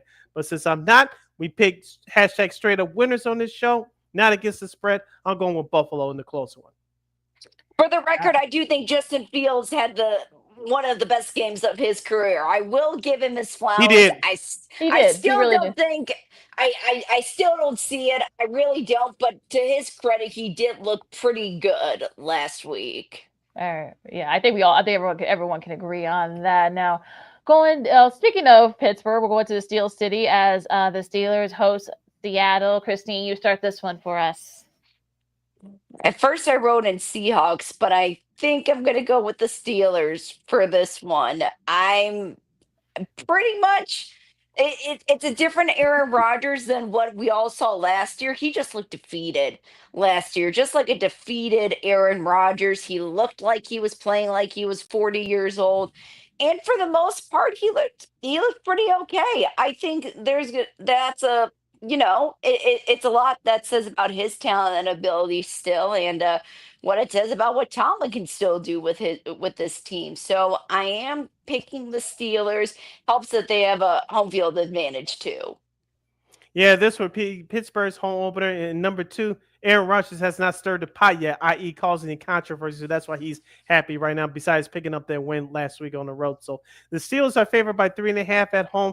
The Seahawks lost it last week on that fumble by Sam Darnold. It's going to be a tough start for Mike McDonald and crew. So I'm going with Pittsburgh in their home opener. Pittsburgh's favored by 3.5. Yeah, I also have Pittsburgh as well. I must say Seattle, they'll keep it close, I think, but Steelers will pull away late, I believe. So should be interesting to see what happens there. Now, the last of the noon games, of course, before the Bears Lions, we got the Rams and the Titans. Sid, you start this one. The Rams are favored by 5.5 points on the road. They struggled against the Houston Texans to squeak out the win last week. Cam Ward, they were actually playing well for a while against the Broncos before Denver turned up in that fourth quarter. I know that makes Christine's husband very happy from last week, but I think this game is going to be closer than what people expect partially because the Rams are playing a noon game, an early game on the East Coast, but I expect them to grind it out for another tough win. So I'm going with the Rams here. This could be one of those classic football games where it's either going to be a high scoring game or it's going to be low in terms of like, oh, I don't know, 7-14, 7-9, something like that. I do have a little bit more confidence in the Rams with Matthew Stafford just because he is a veteran quarterback and he seems like he's doing pretty well after some injury concerns. So I'm gonna go with the Rams for this one on the road. Yeah, I think the Rams too, like you said, Christine. It could be one of those. It could be like 28-25, or it could be one of those like 12-7 type of deals. But again, look, whatever Sean McVay, likes them both, and I think they'll do just enough to win this game. So I'm picking the Rams as well, making it sweet. Now, you listen to Second Season Sports on Sports Chicago, LaKeena, McGee, Sidney Brown, our girl Christine Mack from KXRP. We're doing our NFL Week 2 picks. For the first of the 3 o'clock games, our buddy Spiro News will have the call of this game on CBS. You got the Panthers and the Cardinals. I think the Cardinals did just enough to hang on against New Orleans. The Panthers, like I said, I still don't know what I'm going to get from the Panthers. Only because they're at home. I know these two have played each other very close in the last few times they played. I'm picking Arizona just because I think it'll be the running back show. I believe, and also I think Marvin Harris Jr. will have he's due for a big one, so he might get a big one here against the Panthers. I'm keeping this one short and sweet and going with the Cardinals. The Panthers, I'm not totally seeing it. I'm going with Arizona too. They're favored by 6.5 points for their home opener. All right, you got next up here, and I think most of Chicago will get this game. The late course is a single header game of this week for CBS. You got the Broncos, the aforementioned Broncos, and the Colts. Sid, you start this one. Oh, the Colts impressed me by the way they dominated the halfless Miami Dolphins. Daniel Jones actually played well for the Colts last week. You didn't hear too much from Jonathan Taylor, even though he had 71 yards rushing. I think this is going to be a big week for him. Yes, the Broncos defense is much better than the halfless-ass Dolphins defense. It's going to be a classic grinded-out type game. But I'm going with the Colts in an upset here, even though Denver's favored by 1.5. I'm going with Indianapolis at home. It's going to be an interesting matchup because, yeah, Daniel Jones really did do well. I wanted to call him Danny Dimes for a second, but what the heck? I can't because they really did dominate that Dolphins defense and just the Dolphins in general. I still like Bo Nix. I like what Sean Payton has done so far to turn that team around a little bit. Not because I don't want any arguments at home, but I am picking the Broncos just because it just seems like there's a little bit more talent on the other side and just some more teams that are well acquainted with each other. The Broncos have a more closer group than what they have with the Colts right now. I think just because there was so much change within the offseason. I've been back and forth on this one. I could see, both case for both teams winning it, but I think I will pick Denver just because I think they're the better team right now at the moment. But like I said, I might regret that pick. I would be surprised if Indy does somehow win it. I wouldn't be surprised. But for the sake of purposes for our picks, I'm going to go with the Broncos here. Now the Sunday game of the week on Fox, you get Kevin Burkhardt, Tom Brady, Aaron Anderson, Tom Bernard on the call on this, and everybody in the nation will get this game. You got gee, I wonder why. Yeah, I don't know.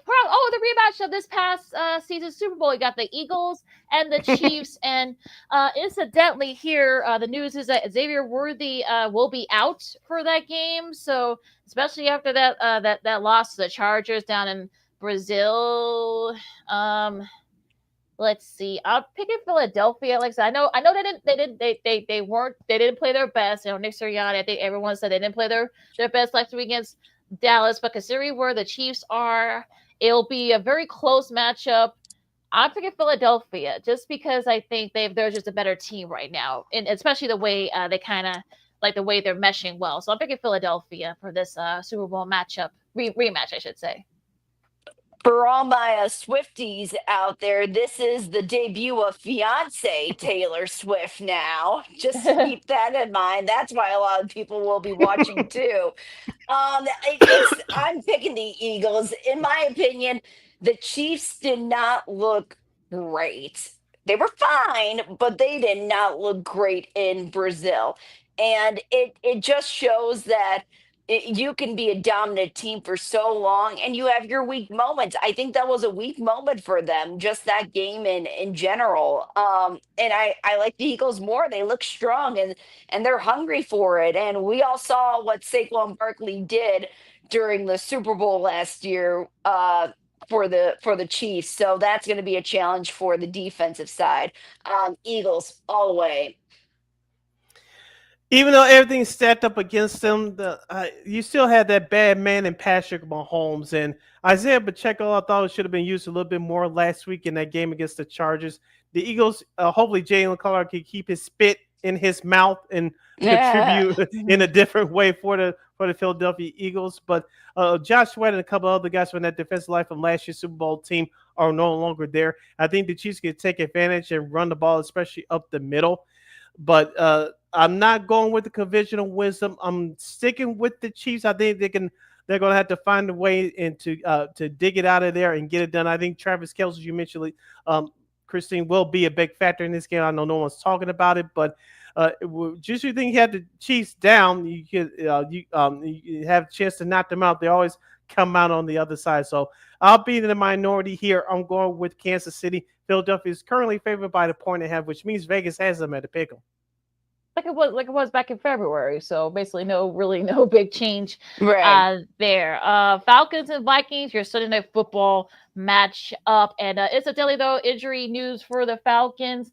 Both Drake London and Darnell Mooney for Bear will both play, so they'll be at full strength. I know that the Vikings are coming off a short week with that big win against the Bears, comeback win, but I think they'll do just enough to win. And it's going to be their home opener. You know, it's going to be it's always fiery there. It's going to be a lot of people chanting and stuff. So it'll be close, but I think Minnesota does pull away. I'm picking the Vikings. This is also a NCAA college championship rematch between Michael Penix Jr. and JJ McCarthy. First time they're ever meeting, together as pros. So this is going to be a fun battle just to watch the two of them. But I am going with the Vikings for this one. Yep. Just because entertainment purposes only. Skull. However they do that with clap chant. The Vikings, as I mentioned, very impressive in the second half at Chicago last week against the Bears. Atlanta, they gave it away against the Buccaneers in their home opener last week. So I'm going with the Vikings here. They have a better defense than Atlanta. The Vikings are currently favored by 3.5 points. So I'm going with Minnesota. All right, the first doubleheader for Monday night of the season. You got first one. You got down in Houston. You got the Bucks and the Texans. This game will be on ABC and also on ESPN. No Manicast this week, but Christine, you start this one for us. I like my Baker Mayfield, the Bucks. That's an easy choice for me.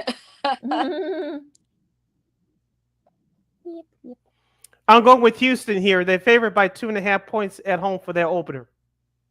I'm going to pick Tampa. Like I said, Houston, I know this is their home opener, but yeah, it'll be a close one though. But I think Baker Mayfield will do just enough to get the Bucks to the finish line. So I'll pick in the. Plus, you still know Joe Mixon too. That's a big concern for me as far as Texans are concerned. Now, the second game of that Monday night football doubleheader, you got the Chargers and the Las Vegas Raiders. Sid, you start this one. The Chargers are currently 3.5-point road favorites. The Raiders, they won their opener last week. Congrats to Pete Carroll against New England. As I told you on the show last week, that what happened is exactly what happened. The Chargers, they did what they did against Kansas City and Brazil last week. But this is going to come down to the trenches like Harbaugh always likes it. It's going to come down to running games for both these teams. Ashton Genty, their rookie running back for the Raiders, scored his first touchdown last week. And I think the Raiders defense is going to step up big for their whole opener. Give me an upset. I'm going with the Raiders. Jeez, I almost went with the Raiders for my pick. I crossed it out. I like Harbaugh. I liked what Justin Herbert was doing in Brazil.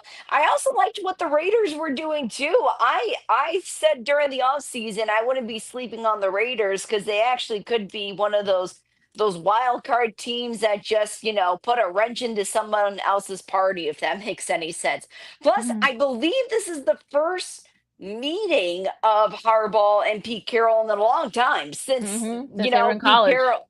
Yeah, since they were in college, exactly. So this is going to be a fun one to go Mm-hmm. check out. I'm picking the Chargers though because I like what Herbert's doing, and I like Harbaugh what he's bringing to the team just more and more every year.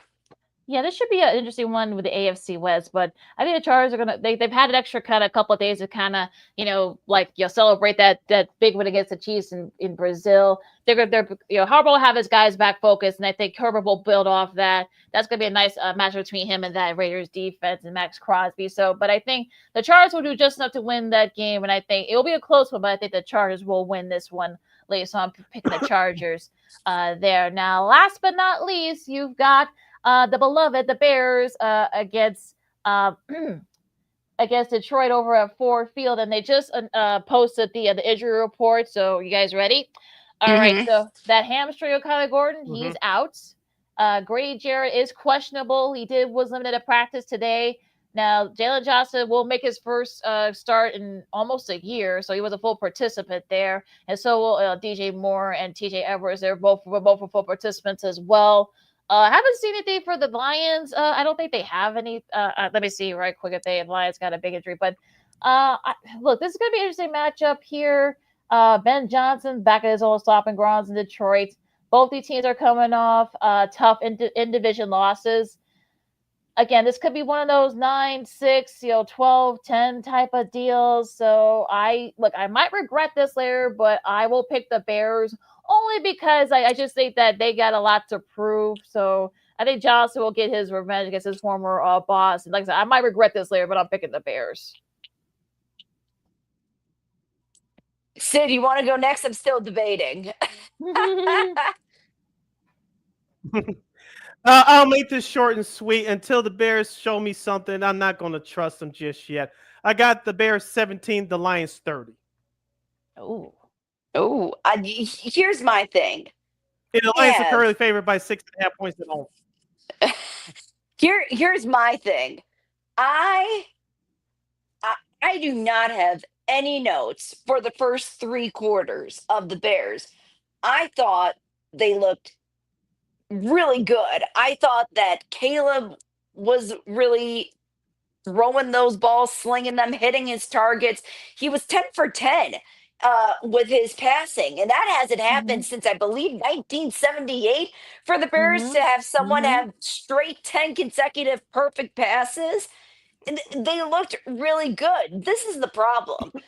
There was bad coaching choices that were made at the end of the fourth quarter and some crucial kicks that were missed. It had absolutely nothing to do with Caleb Williams. I'm the first one to go after a quarterback when it comes to a game loss or anything like that. But if you look at the stats between Caleb Williams and JJ McCarthy, there is no comparison. Caleb was the clear outright winner of that battle, and he didn't have the pick six. Sorry, Vikings fans. JJ's first professional touchdown pass was to a Chicago Bear. And that's how it's always going to be remembered as. So, it really, anyone that says that Caleb is not the guy or was lost in the game, they were clearly not paying attention fully to the game because there were a lot of bright moments there for Caleb, for the offense, defense even.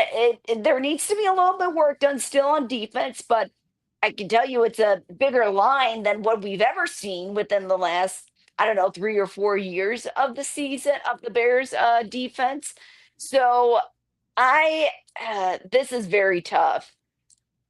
This is very tough because you got Jared Goff, who's a veteran, seasoned.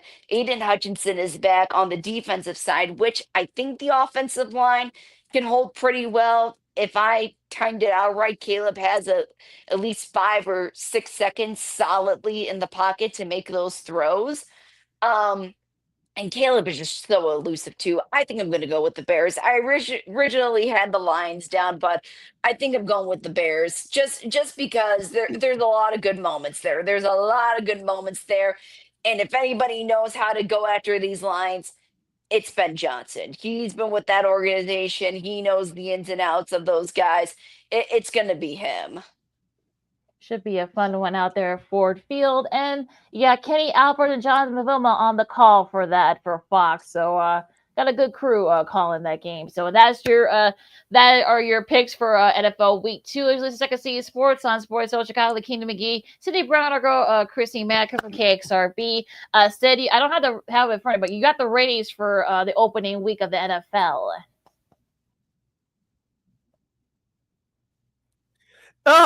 I don't have the numbers in front of me either, but I know that ESPN Monday Night Football, it was their biggest debut ever. I believe over 22 million folks watched the Bears get drummed by the Vikings in that second half. That was ESPN's biggest ratings opener in the ESPN Monday Night Football era. Sunday Night Football dominated as well with the Bills comeback win over Baltimore.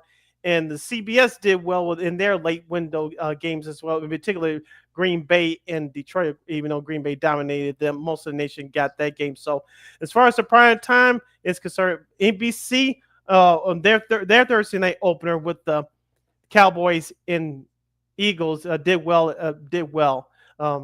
as far as that is concerned. So both CBS, NBC, and ESPN both can voila, throw a party because the ratings that were huge as the NFL made its return to our televisions, computers, and laptops and phones last week.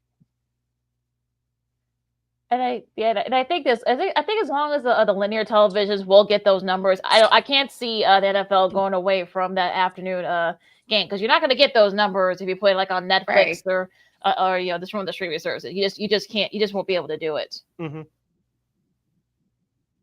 No, yeah, I agree. But if there's anything that football fans are going to do, they're going to find a way to watch the game. Some way, somehow, they're going to do it. And that's just what it is. Mm-hmm. All right. Yeah. Turning to our attention to the NBA, of course, the Chicago Bulls. I think the media days within the next week or two. But the Bulls, for the second straight year, will have their Hall of Fame class for this upcoming 2025-2026 season. A couple of names as I get the list up here. I know it includes center Bill Cartwright from the first three-peat team. Yeah. Of course, he played from 1988 rather, through 1994. As I mentioned, he was part of that first three-peat team. Also part of that first three-peat team, and of course, he had a good post basketball career. But John Paxson will be part of the next class for the Bulls Hall of Fame. And we also have the rest of the list, which includes Horace Grant, Johnny Bach, and the late great Nor Van Leer. As we said about Tommy Heist and some of the other guys, our parents' generation knew Nor Van Leer as a player. Us, as I'll say I'm 29, but I digress. But us as younger fans knew Nor Van Leer as a broadcaster. So it's nice to see Nor Van Leer being honored by this organization finally. Unfortunately, it had to be years after he passed, but it's nice to see his name being raised up to the Raptors for this second year of the Bulls Hall of Fame. Yeah, it's really good to see, and also of course Neil Funk will also be a part of that list as well. So this is a good class. I think this is like the second. the second year that they've done this. So second one, yeah. Second year they've done this, yes. Yeah. So this is a good class, and none of these guys were big surprises. So it's fine. Go Bill Cartwright. Yes. Love always love Bill. Bill Cartwright. Bill Cartwright. So nice. Congrats to those gentlemen, and I know it should be a fun one next season. Now the WNBA, they're about to start their playoffs on Sunday at Golden State. Congrats to them getting in their first year. They'll face the Lynx. Also, you got the Fever. Shout out to them for getting in without Caitlin Clark. They face Atlanta. You got the defending champion Liberty against the the Mercury, and you got the Seattle Storm against Vegas and Asia Wilson. She's probably gonna win the MVP again. But mercifully, the Sky season is over with, and there's some stuff that happened this week. Reese, got benched for the first half over some comments she made, and it looks like she and this guy are headed to a divorce. It looks like. And that would be unfortunate if that happens. But at the same time, I don't blame her. I'm sure she's frustrated with probably with the overall situation where she comes in with one head coach after her first season, has another head coach, and it's just maybe it's something isn't clicking. It could just be something isn't clicking within the team internally. Maybe she's not really a fan of the front office anymore. I hope that's not the case. Um, and I hope to see her back in a Sky jersey next year because she's a really good player and a huge asset for the Sky Force and for the league too. So it would just be a shame if they were to let her go. Yeah, from what I saw on social media, for some of the things I read this morning, things did not look well last night. With that fan ran free Angel Reese shirt, she sat next to Angel down there on court side. I know that Angel Reese said some comments about the team. Technically, she was right about the organization, but being one of the faces of the franchise and of the league, you just can't throw your teammates under the bus publicly. Right. Now, was she right in what she said? Yes, but certain things you just cannot say in the public, and she hasn't played since. I think that's one thing she has to learn. But was she right about the Sky organization? Yes. Ever since that 2021 championship, this front office has been downhill ever since, almost like the White Sox. But Right. I think it's better for both sides to part ways because Angel Reese.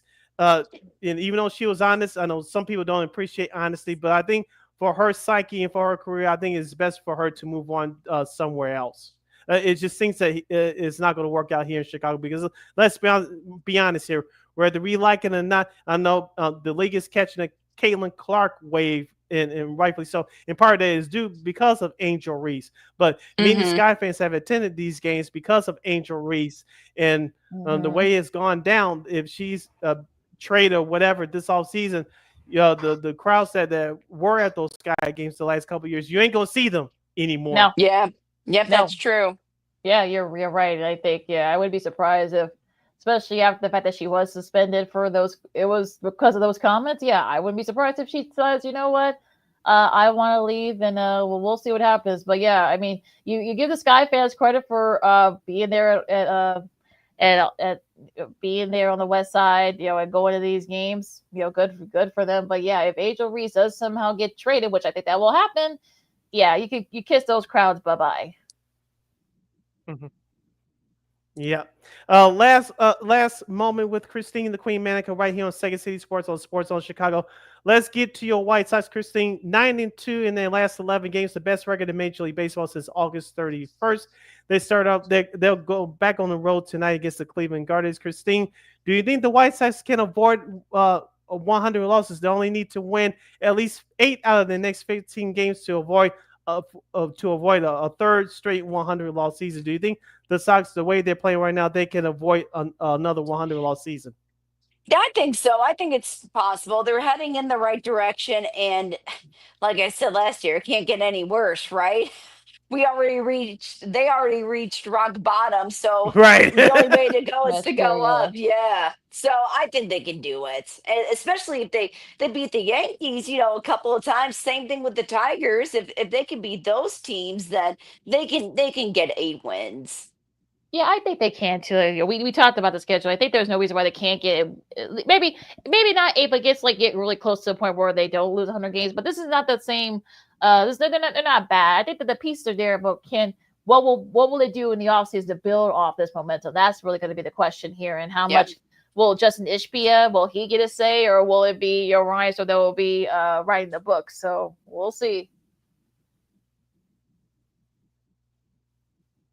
Yep. Christine, tomorrow, one last question before we had to cut out. Notre Dame, they play. They had last week off. They're on 1 of the year. They play again tomorrow night. What do you expect from your Fighting Irish? I believe in my Texas A&M. Irish. Yes, I believe in my Irish. I still like Marcus Freeman. Like I said the last time, you can tell that he's a green quarterback. But I like I like the bright moments that I saw within the team. So I got confidence, and hey, they are still in the top 10 when it comes to the AP rankings. So they didn't even have to do anything to stay in the top 10 last week. So that's a win. That's a bonus. Yeah, absolutely. So yeah, I think it should be a fun one. I know A&M's gonna want their revenge after what happened last year down in College Station. So it should be a fun one. But yeah, it should be interesting to see what happens down there in South Bend tomorrow. And how'd you guys feel about the commercials for the new Red Zone? Real quick before I thought it was fine. I mean, look, you didn't miss anything. There was like 10 seconds, and you were right back, in the action. You didn't really miss anything. I know some people were complaining no about complaints it, but here. yeah, I know some people were complaining about it, but if you can't wait 10, 15 seconds, then you got a problem. You got a FOMO problem. I agree. All right. All right. Any last minute thoughts, concerns? Yeah. Anything else before we close out? I don't think so. No, I'm good. All right. On that note, you follow LaKeena McGee on the Twitter X. All right. You can follow yours truly on the Twitter X and the IG at SidKid80. Once again, at SidKid80.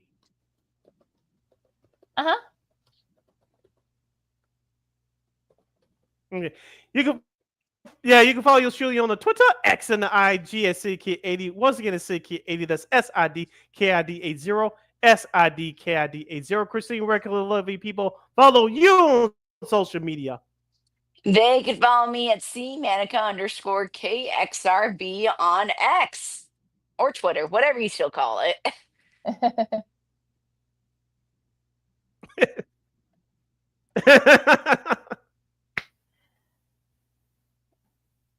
All right, you get Second City Sports. You catch replays of us, Sean Sierra Sports, the Smoke Fellas, and all the other great content. If you miss an interview, if you miss our picks for this week in the NFL, no worries. You can go back and replay anytime, anywhere on the Sports Zone Chicago's Facebook and YouTube channels.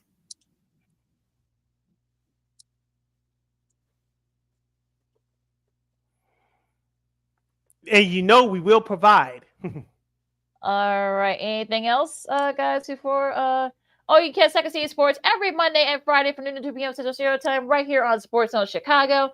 One more time, you catch Sports Zone Chicago, Second City Sports on Sports Zone Chicago every Monday and Friday live on the Sports Zone Chicago Facebook and YouTube channels. Yes, and don't you miss a second of our lovely program and also of our other programs on this network as well. All right, so enjoy all the sports. I know it's going to be a little bit warmer in most spots of the country, especially up here on the northern part of the country. So enjoy these last few days of summer, and enjoy all the football, the baseball. If you're in the WNBA, that as well. I know soccer; they're back this weekend as well. So enjoy all that. Be safe out there. For Sid and Christine, I'm LaKeena with Second City Sports on Sports Zone Chicago, and we'll see you guys on Monday. Holla!